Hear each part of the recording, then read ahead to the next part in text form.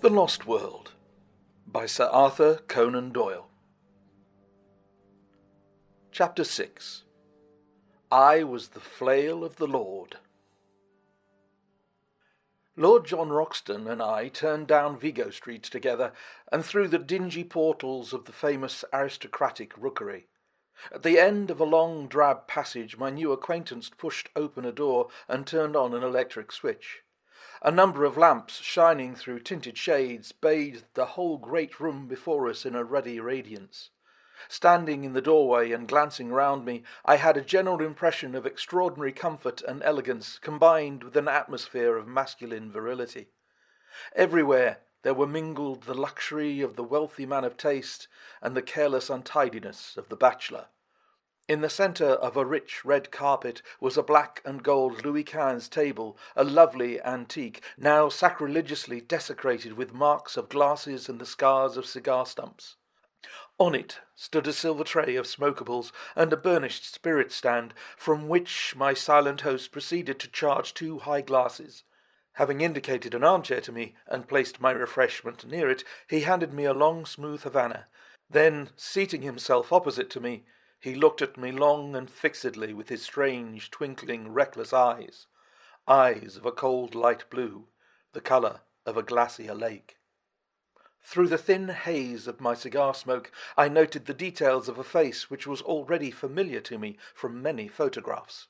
The strongly curved nose, the hollow, worn cheeks, the dark, ruddy hair, thin at the top, the crisp, virile moustache, the small, aggressive tuft upon his projecting chin.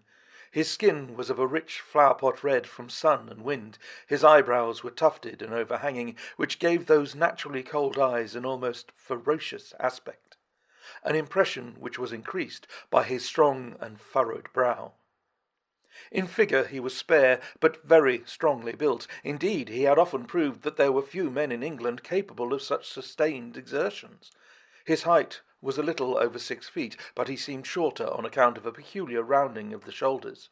Such was the famous Lord John Roxton as he sat opposite to me, biting hard upon his cigar and watching me steadily in a long and embarrassing silence. "Well," said he at last, "we've gone and done it, young fellow, my lad. Yes, we've taken a jump, you and me.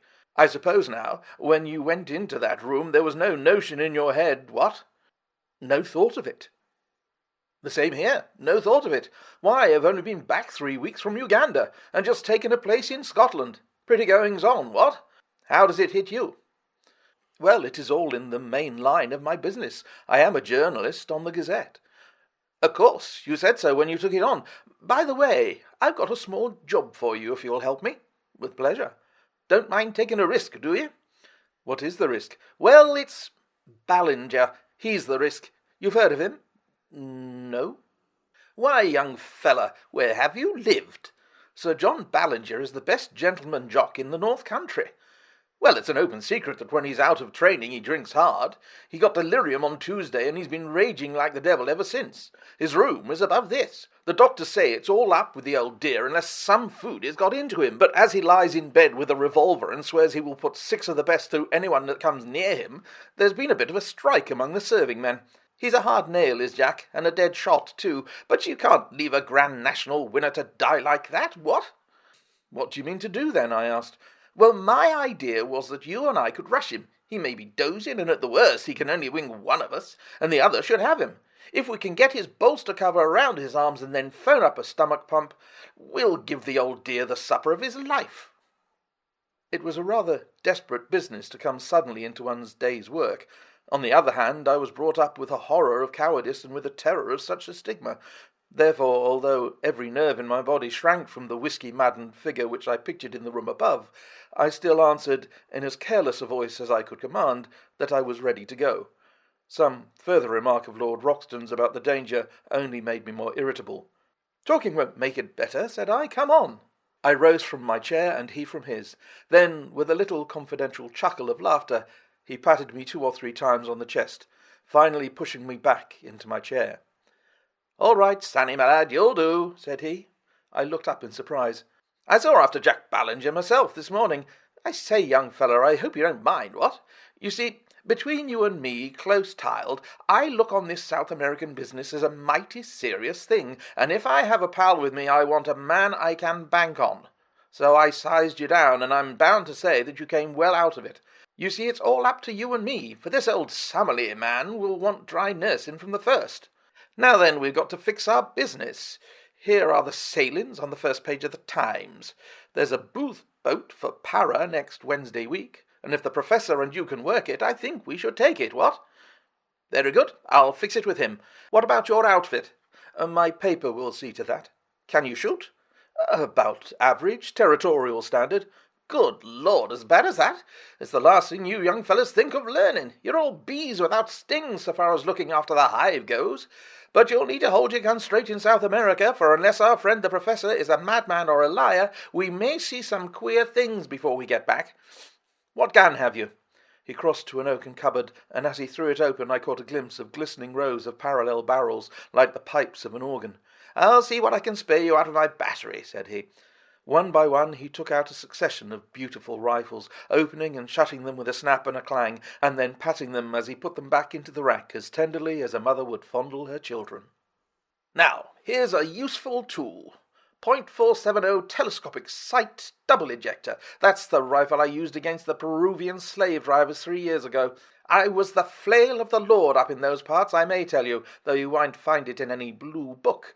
There are times, young fellow, when every one of us must make a stand for human right and justice, or you never feel clean again.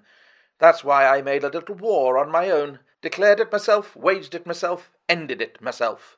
Now, here's something that would do for you. He took out a beautiful brown and silver rifle. Well rubbered at the stock, sharply sighted, 5 cartridges to the clip. You can trust your life to that. He handed it to me and closed the door of the oak cabinet. By the way, he continued, coming back to his chair, what do you know of this Professor Challenger? I never saw him till today. Well, neither did I. It's funny we should both sail under sealed orders from a man we don't know. He seemed an uppish old bird. His brothers of science don't seem too fond of him either.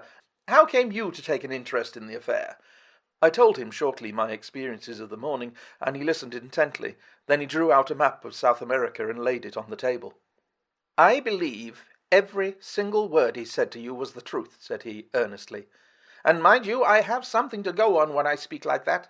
South America is a place I love, and I think if you take it right through from Darien to Fuego, it's the grandest, richest, most wonderful bit of earth upon this planet. People don't know it yet, and don't realize what it may become. I've been up and down it from end to end, and had 2 dry seasons in those very parts, as I told you when I spoke of the war I made on the slave dealers. Well, when I was up there I heard some yarns of the same kind, traditions of Indians and the like, but with something behind them, no doubt. The more you knew of that country, young fella, the more you would understand that anything is possible. Anything. As that chap said tonight, there are 50,000 miles of waterway running through a forest that is very near the size of Europe. Why shouldn't something new and wonderful lie in such a country, and why shouldn't we be the men to find it out? Just give me the great wastelands and the wide spaces with a gun in my fist and something to look for that's worth finding. I've tried war and steeplechasing and airplanes, but this hunting of beasts that look like a lobster supper dream is a brand new sensation. He chuckled with glee at the prospect. Perhaps I have dwelt too long upon this new acquaintance, but he is to be my comrade for many a day, and so I have tried to set him down as I first saw him, with his quaint personality and his queer little tricks of speech and of thought. It was only the need of getting in the account of my meeting which drew me at last from his company. It was very clear to me that if dangers lay before us, I could not in all England have found a cooler head or a braver spirit with which to share them.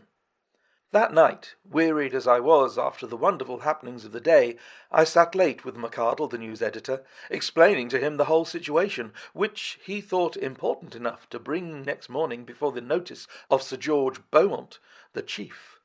It was agreed that I should write home full accounts of my adventures in the shape of successive letters to McArdle, and that these should either be edited for the Gazette as they arrived, or held back to be published later, according to the wishes of Professor Challenger, since we could not yet know what conditions he might attach to those directions which should guide us to the unknown land. In response to a telephone inquiry, we received nothing more definite than a fulmination against the press, ending up with the remark that if we would notify him of our boat, he would hand us any directions which he might think it proper to give us at the moment of starting. And now, my patient readers, I can address you directly no longer. From now onwards, if indeed any continuation of this narrative should ever reach you, it can only be through the paper which I represent. In the hands of the editor I leave this account of the events which have led up to one of the most remarkable expeditions of all time, so that if I never return to England, there shall be some record as to how the affair came about. I am writing these last lines in the saloon of the Booth liner Francisca, and they will go back by pilot to the keeping of Mr. McArdle. Let me draw one last picture before I close the notebook, a picture which is the last memory of the old country which I bear away with me. It is a wet, foggy morning in the late spring. A thin, cold rain is falling.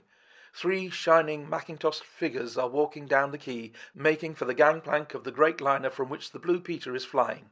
In front of them a porter pushes a trolley piled high with trunks, wraps, and gun cases.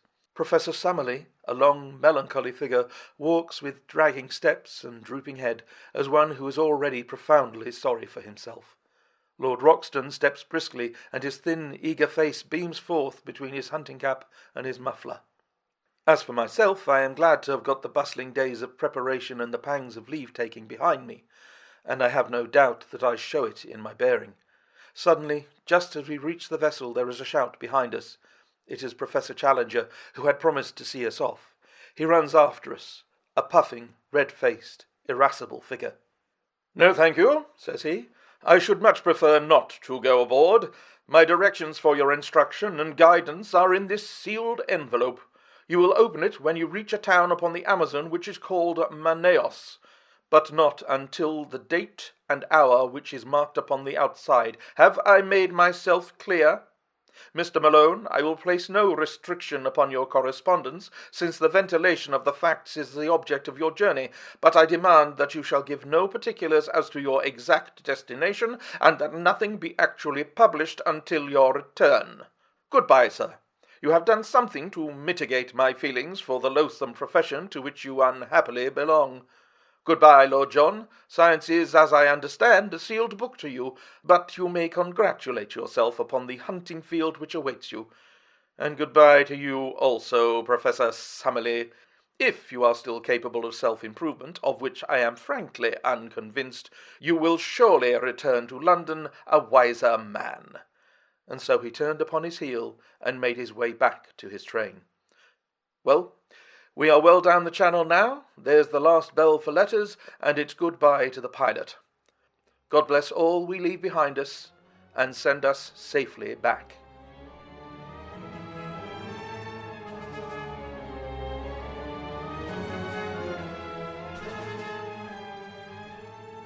Chapter 7. Tomorrow we disappear into the unknown. I will not bore those whom this narrative may reach by an account of the early part of our journey. Suffice to say that we eventually reached the town of Manaos. Here we were rescued from the limited attractions of the local inn by Mr. Shortman, the representative of the British and Brazilian Trading Company. In his hospitable residence we spent our time until the day when we were empowered to open the letter of instruction given to us by Professor Challenger. Before I reach the surprising events of that day, I would desire to give you a clearer sketch of my comrades in this enterprise, and of the associates whom we had already gathered together in South America. The scientific attainments of Professor Summerlee are too well known for me to trouble to recapitulate them. He is better equipped for a rough expedition of this sort than one would imagine at first sight.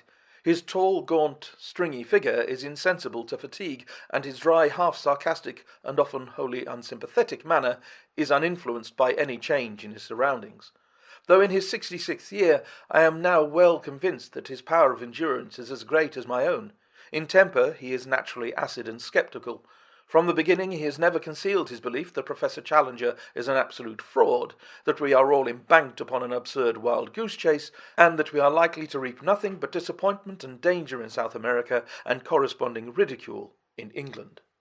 Since landing from the boat, he has obtained some consolation from the beauty and variety of the insect and bird life around him, for he is absolutely wholehearted in his devotion to science. He spends his days flitting through the woods with his shotgun and his butterfly net, and his evenings in mounting the many specimens he has acquired. Among his minor peculiarities are that he is careless as to his attire, unclean in his person, exceedingly absent-minded in his habits, and addicted to smoking a short briar pipe, which is seldom out of his mouth. Lord John Roxton has some points in common with Professor Summerlee, and others in which they are the very antithesis to each other. He is 20 years younger, but has something of the same spare, scraggy physique. He is exceedingly neat and prim in his ways, dresses always with great care in white drill suits and high brown mosquito boots, and shaves at least once a day.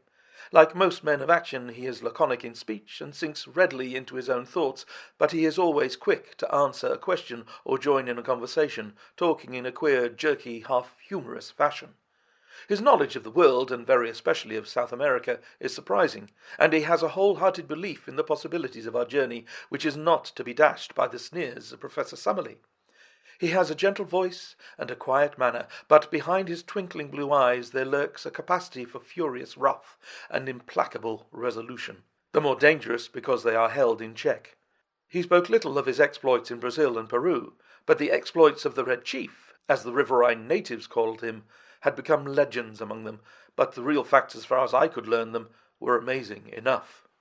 These were that Lord John had found himself some years before in that no-man's land which is formed by the half-defined frontiers between Peru, Brazil, and Colombia. In this great district the wild rubber tree flourishes, and has become, as in the Congo, a curse to the natives. A handful of villainous individuals dominated the country, armed such Indians as would support them, and turned the rest into slaves, terrorizing them with the most inhuman tortures in order to force them to gather the India rubber, which was then floated down the river to Para. Lord John Roxton expostulated on behalf of the wretched victims, and received nothing but threats and insults for his pain. He then formally declared war against Pedro Lopez, the leader of the slave drivers, enrolled a band of runaway slaves in his service, armed them, and conducted a campaign which ended by his killing with his own hands the notorious Lopez, and bringing down the system which he represented. No wonder that the ginger-headed man with the silky voice and the free and easy manners was now looked upon with deep interest upon the banks of the great South American river, though the feelings he inspired were naturally mixed, since the gratitude of the natives was equalled by the resentment of those who desired to exploit them. I have said before that Lord John Roxton was enamoured of South America. He could not speak of that great country without ardour, and this ardour was infectious, for ignorant as I was, he fixed my attention and stimulated my curiosity.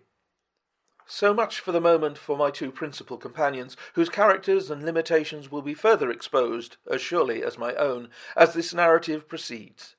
But already we have enrolled certain retainers who may play no small part in what is to come.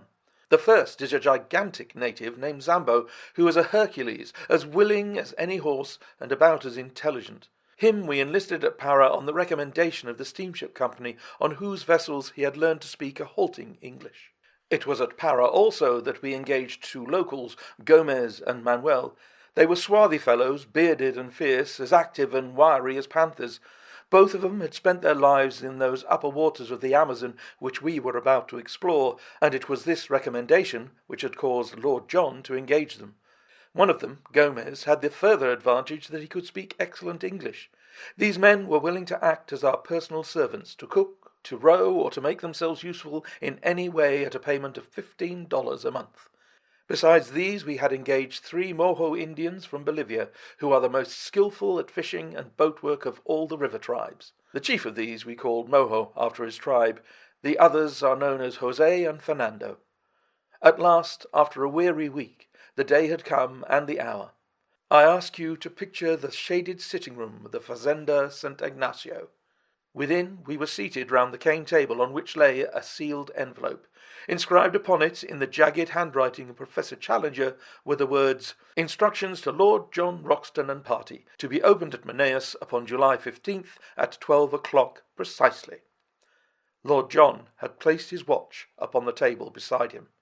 "A pretty business it is," cried the Professor bitterly. "It struck me as preposterous in London, but I'm bound to say that it seems even more so upon closer acquaintance.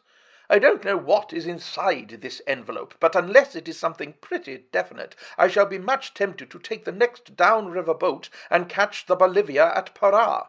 After all, I have some more responsible work in the world than to run about disproving the assertions of a lunatic. Now, Roxton, surely it is time." "Time it is," said Lord John. "You can blow the whistle." He took up the envelope and cut it with his penknife. From it he drew a folded sheet of paper. This he carefully opened up and flattened on the table. It was a blank sheet. He turned it over. Again it was blank. We looked at each other in a bewildered silence, which was broken by a discordant burst of derisive laughter from Professor Summerlee. "It is an open admission," he cried. "What more do you want? The fellow is a self-confessed humbug. We have only to return home and report him as the brazen impostor that he is." "May I come in?" boomed a voice from the veranda. The shadow of a squat figure had stolen across the path of sunlight. That voice, that monstrous breadth of shoulder. We sprang to our feet with a gasp of astonishment as Challenger, in a round, boyish straw hat with a coloured ribbon, appeared in the open space before us. He threw back his head, and there he stood in the golden glow, with all his old Assyrian luxuriance of beard, all his native insolence of drooping eyelids and intolerant eyes. "I fear," said he, taking out his watch, "that I am a few minutes late. When I gave you this envelope, I must confess that I had never intended that you should open it, for it had been my fixed intention to be with you before the hour." Professor Challenger entered, shook hands with myself and Lord John, bowed with ponderous insolence to Professor Summerlee, and sank back into a basket chair, which creaked and swayed beneath his weight. "Is all ready for your journey?" he asked. "We can start tomorrow." "Then so you shall. You need no chart or directions now, since you will have the inestimable advantage of my own guidance. From the first I had determined that I would myself preside over your investigation. The most elaborate charts would, as you will readily admit, be a poor substitute for my own intelligence and advice. As to the small ruse which I played upon you in the matter of the envelope, it is clear that, had I told you all my intentions, I should have been forced to resist unwelcome pressure to travel out with you." "Not from me, sir," exclaimed Professor Summerlee heartily, "so long as there was another ship upon the Atlantic." Challenger waved him away with his great hairy hand. "From henceforth I take command of this expedition, and I must ask you to complete your preparations tonight so that we may be able to make an early start in the morning. My time is of value, and the same may be said, no doubt, in a lesser degree, of your own. I propose, therefore, that we push on as rapidly as possible until I have demonstrated what you have come to see. Lord Roxton has chartered us a large steam launch, the Esmeralda, which was to carry us upriver. Our expedition was at the time of the dry season, when the great river and its tributaries were more or less in a normal condition. For 3 days we steamed northwestwards upstream. On the 4th day after leaving Manaos, we turned into a tributary which, at its mouth, was a little smaller than the main stream. It narrowed rapidly, however, and after 2 more days' steaming we reached an Indian village, where the professor insisted that we should land, and that the Esmeralda should be sent back to Manaos. We should soon come upon rapids, he explained, which would make its further use impossible. He added privately that we were now approaching the door of the unknown country, and that the fewer whom we took into our confidence the better it would be. To this end he also made each of us give our word of honour that we would publish or say nothing which would give an exact clue as to the whereabouts of our travels, while the servants were all solemnly sworn to the same effect. It is for this reason that I am compelled to be vague in my narrative. Professor Challenger's reasons for secrecy may be valid or not, but we had no choice but to adopt them, for he was prepared to abandon the whole expedition rather than modify the conditions upon which he would guide us. It was the 2nd of August when we snapped our last link with the outer world by bidding farewell to the Esmeralda. Since then 4 days have passed, during which we have engaged 2 large canoes from the Indians, made of so light a material that we should be able to carry them round any obstacle. These we have loaded with all our effects, and have engaged 2 additional Indians to help us in the navigation. I understand that they are the very 2, Ataka and Petu by name, who accompanied Professor Challenger upon his previous journey. So, tomorrow we disappear into the unknown. This account I am transmitting down the river by canoe, and it may be our last word to those who are interested in our fate.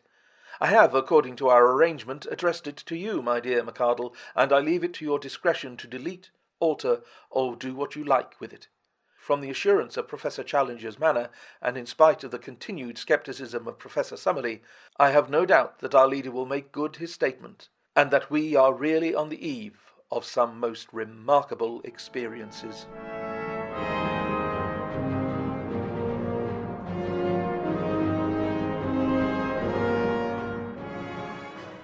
Chapter 8.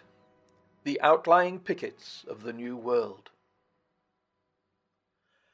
Our friends at home may well rejoice with us, for we are at our goal, and, up to a point at least, we have shown that the statement of Professor Challenger can be verified. We have not, it is true, ascended the plateau, but it lies before us, and even Professor Summerlee is in a more chastened mood. Not that he will for an instant admit that his rival could be right. We are sending home Jose, one of our local Indians, who is injured, and I am committing this letter to his charge, with considerable doubts in my mind as to whether it will ever come to hand.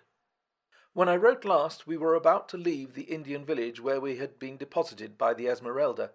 I have to begin my report by bad news, for the first serious personal trouble, I pass over the incessant bickerings between the professors, occurred this evening, and might have had a tragic ending. I have spoken of Gomez. He is a fine worker and a willing fellow, but afflicted, I fancy, with the vice of curiosity, which is common enough among such men. On the last evening he seems to have hid himself near the hut in which we were discussing our plans, and being observed by the huge Zambo, who is as faithful and tenacious as a dog, he was dragged out and carried into our presence. Gomez whipped out his knife, however, and but for the huge strength of his captor, he would certainly have stabbed him. The matter has ended in reprimands. The opponents have been compelled to shake hands, and there is every hope that all will be well. As to the feuds of the two learned men, they are continuous and bitter. It must be admitted that Challenger is provocative in the last degree, but Summerlee has an acid tongue, which makes matters worse. The very next day we made our start upon this remarkable expedition. We found that all our possessions fitted very easily into the two canoes, and we divided our personnel 6 in each, taking the obvious precaution in the interests of peace of putting one professor in each canoe. For 2 days we made our way up a good-sized river some hundreds of yards broad and dark in colour. How shall I ever forget the solemn mystery of it? The height of the trees and the thickness of the boles exceeded anything which I in my town-bred life could have imagined, shooting upwards into magnificent columns until, at an enormous distance above our heads, we could dimly discern the spot where they threw out their side branches into Gothic upward curves, which coalesced to form one great matted roof of verdure, through which only an occasional golden ray of sunshine shot downwards. As we walked noiselessly amid the thick, soft carpet of decaying vegetation, the hush fell upon our souls, which comes upon us in the twilight of the Abbey, and even Professor Challenger's full-chested notes sank into a whisper. In these great wastes of forests, life, which abhors darkness, struggles ever upwards to the light. Every plant, even the smaller ones, curls and writhes to the green surface, twining itself round its stronger and taller brethren in the effort. Of animal life there was no movement amid the majestic vaulted aisles which stretched from us as we walked, but a constant movement far above our heads told us of that multitudinous world of snake and monkey, bird and sloth, which lived in the sunshine and looked down in wonder at our tiny, dark, stumbling figures in the obscure depths immeasurably below them. At dawn and at sunset the howler monkeys screamed together, and the parakeets broke into shrill chatter. But during the hot hours of the day, only the full drone of insects like the beat of a distant surf filled the ear, while nothing moved amid the solemn vistas of stupendous trunks fading away into the darkness which held us in. On the 3rd day out we were aware of a singular deep throbbing in the air, rhythmic and solemn, coming and going fitfully through the morning. The 2 boats were paddling within a few yards of each other when we first heard it, and our Indians remained motionless, as if they had been turned to bronze, listening intently with expressions of terror upon their faces. "What is it, then?" I asked. "Drums," said Lord John carelessly. Yes, sir. War drums, said Gomez. Wild Indians. They watch us every mile of the way. Kill us, if they can. How can they watch us? I asked, gazing into the dark, motionless void. The man shrugged his broad shoulders. The Indians know. They have their own way. They watch us. They talk the drum talk to each other. Kill us, if they can. Mirana or Amwaka cannibals, said Challenger, jerking his thumb towards the reverberating wood. No doubt, sir, Summerlee answered. Like all such tribes, I shall expect to find them of polysynthetic speech and of Mongolian type. Polysynthetic, certainly, said Challenger indulgently. The Mongolian theory I regard with deep suspicion. I should have thought that even a limited knowledge of comparative anatomy would have helped to verify it, said Summerlee bitterly. Challenger thrust out his aggressive chin until he was all beard and hat rim. No doubt, sir, a limited knowledge would have that effect. When one's knowledge is exhaustive, one comes to other conclusions. All day the drums rumbled and whispered, while their menace reflected itself in the faces of our native companions.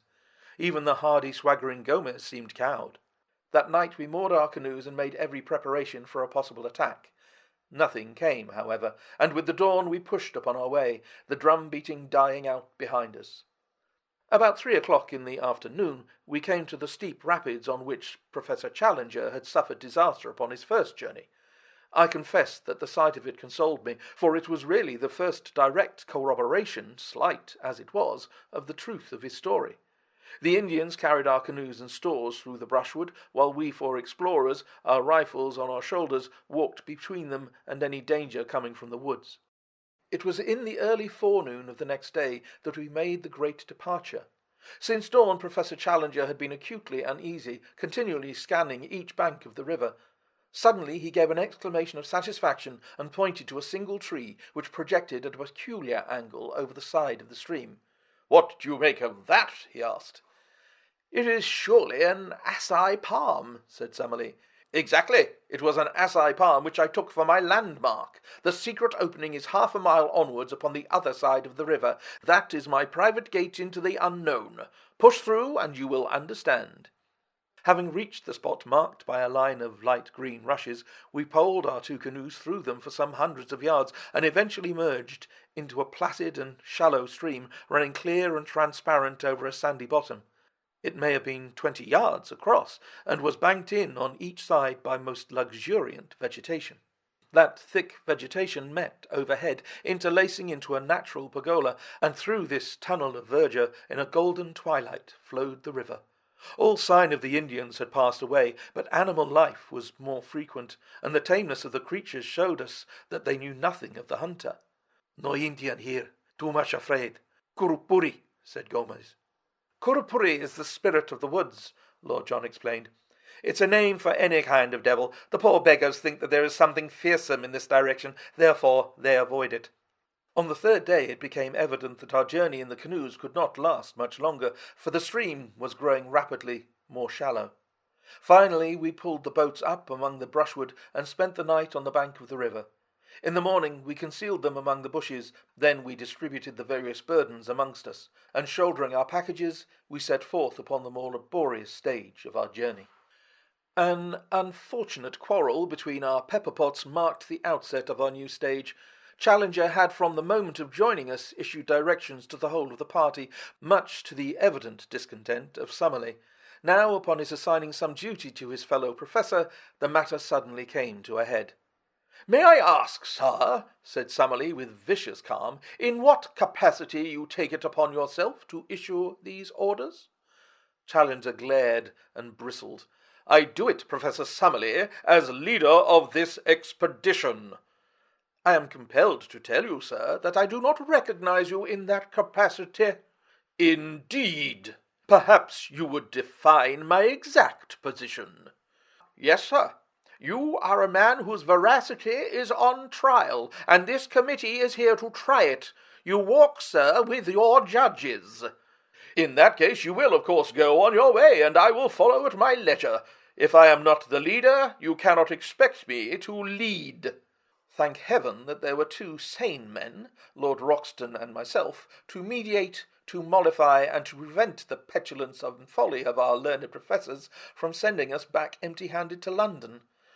On the second day after leaving our canoes, we found that the whole character of the country had changed. The huge trees of the alluvial Amazonian plain gave way to the phoenix and cocoa palms, growing in scattered clumps, with thick brushwood between them. We travelled entirely by compass, and once or twice there were differences of opinion between Challenger and the two Indians when, to quote the professor's indignant words, the whole party agreed to trust the fallacious instincts of undeveloped savages rather than the highest product of modern European culture. That we were justified in doing so was shown upon the third day, when Challenger admitted that he recognized several landmarks of his former journey, and in one spot we actually came upon 4 fire-blackened stones, which must have marked a camping place. On the 9th day after leaving the canoes, we began to emerge from the trees, which had grown smaller until they were mere shrubs. Their place was taken by an immense wilderness of bamboo, which grew so thickly that we could only penetrate it by cutting a pathway with machetes. It took us a long day to get through this obstacle. Anything more monotonous and wearying could not be imagined, for my usual vision was limited to the back of Lord John's cotton jacket in front of me, and to the yellow wall within a foot of me on either side. Just as night fell, we cleared the belt of bamboos, and at once formed our camp, exhausted by the interminable day. Early next morning we were again afoot, and found that the character of the country had changed once again.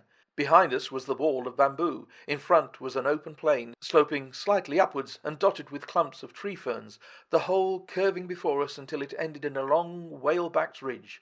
A shallow valley beyond rose once again into a gentle incline which led to a low, rounded skyline. It was here, while we crossed the first of these hills, that an incident occurred which may or may not have been important. Professor Challenger, who with the 2 local Indians was in the van of the party, stopped suddenly and pointed excitedly to the right. As he did so, we saw at the distance of a mile or so something which appeared to be a huge grey bird flap slowly up from the ground and skim smoothly off, flying very low and straight, until it was lost among the tree ferns. "Did you see it?" cried Challenger in exultation. "Summerlee, did you see it?" His colleague was staring at the spot where the creature had disappeared. "What do you claim that it was?" he asked. "To the best of my belief, a pterodactyl." Summerlee burst into derisive laughter.